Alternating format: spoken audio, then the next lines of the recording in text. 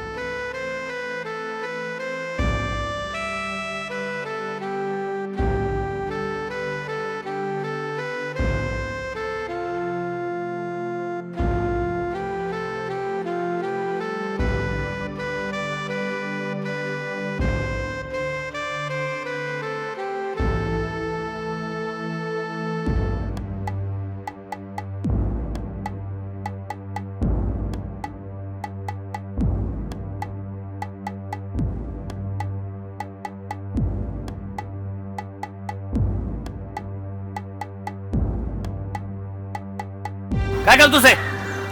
लाज नाही वाटत? लोकांच्या भावनांशी खेळताना. साहेब साहेब मारू नका. एक माझ्याबरोबर चला 5 मिनिटं. हा चला.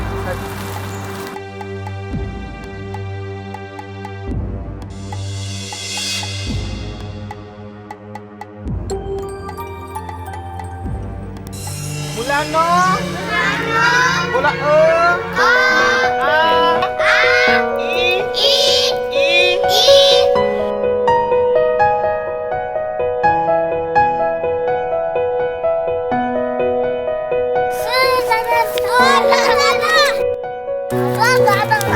शाबास.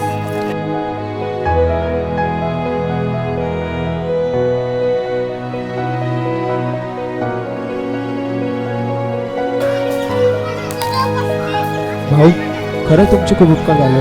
तुमच्यामुळे अनेक मुलांना सुविधा उपलब्ध आहे. नाही हो सर, माझं कर्तव्य आहे. सॉरी यार, खरंच माझी चूक झाली.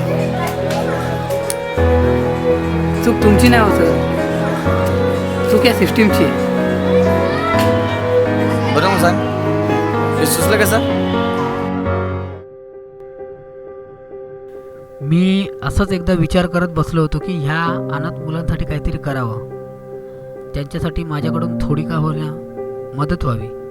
म्हणून मी त्यासाठी खूप साऱ्या लोकांशी भेटलो, खूप साऱ्या लोकांशी या विषयावर बोललो, चर्चा केली.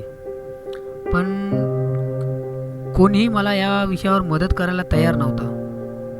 मी पावती पुस्तक बनवलं, अनेकांशी बोललो, पैशाची मदत मागितली. पण या आत्ताच्या या युगामध्ये अशा अनाथ मुलांना मदत व्हावी असं एकही व्यक्ती मला दिसला नाही साहेब. मग मला वाटलं आता आपण दारोदारी फिरावं, म्हणून मी प्रत्येकाच्या दारोदारी गेलो, घरोघरी भेटलो. पण प्रत्येक दरवाजा माझ्यासाठी आणि ह्या अनाथ मुलांसाठी बंद.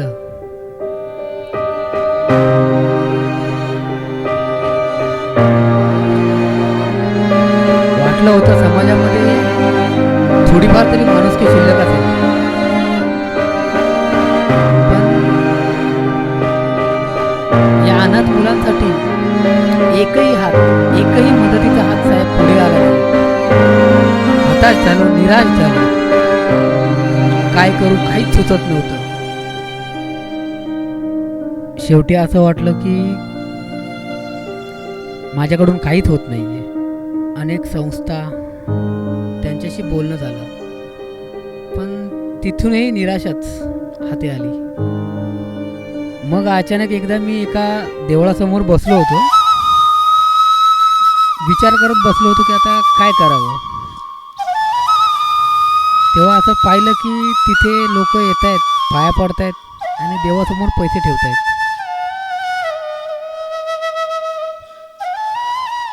खूप सारी लोक येत आहेत. हे बघून माझ्या डोक्यात विचार आला की ती हीच लोक आहेत ज्यांच्याकडे मी पैशाची मदत मागितली, पण त्यांनी त्यावेळी मला पैशाची मदत केली नाही आणि आज देवासमोर ते पैसे ठेवत आहेत.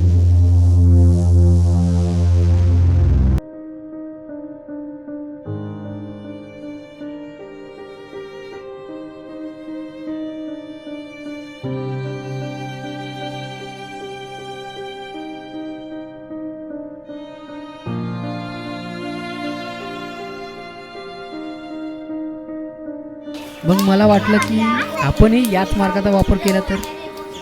आज याच मार्गाचा वापर करून अनेक बाबा महाराज कोट्यधीश झालेत, आजही होत आहेत. ते पैसे कुठे वापरत आहेत त्याचं त्यांना माहिती. पण मी हा पैसा चांगल्या कामासाठी वापरला आणि म्हणून मला लाज नाही वाटली तुमच्या भावनांची खेळायला. बरं मग सांगा, हे देव बदलायचं कारण काय? चमत्कार साहेब, चमत्काराला आज नमस्कार केला जातो. आणि मी त्या दिवशी देव बदलत नव्हतो, मी देवाची उंची वाढवत होतो, जेणेकरून जास्तीत जास्त लोक येतील, दर्शन घेतील आणि जास्तीत जास्त पैसा तिथे उपलब्ध होईल. बस. बरं मला सांगा, तुम्हाला तरी देव कळलाय का? देव कुठे आहे, दगडात की माणसात?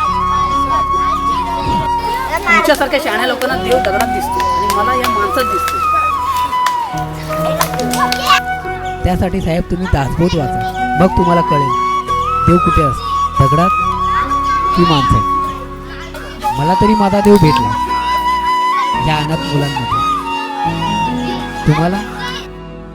दगडात नाही, देवळात नाही, दगडात नाही, देवळात नाही, घे ठाव मनुजा, घे ठाव मनुजा, देवांतरी तुझ्या, घे ठाव मनुजा, देवांतरी तुझ्या. मला तरी माझा देव भेटला या अनाथ मुलांमध्ये. आणि तुम्हाला? दगडात नाही, देवळात नाही, दगडात नाही, देवळात नाही, घे ठाव मनुजा, घे ठाव मनुजा देव अंतरी तुझ्या, घे ठाव मनुजा देव अंतरी तुझ्या.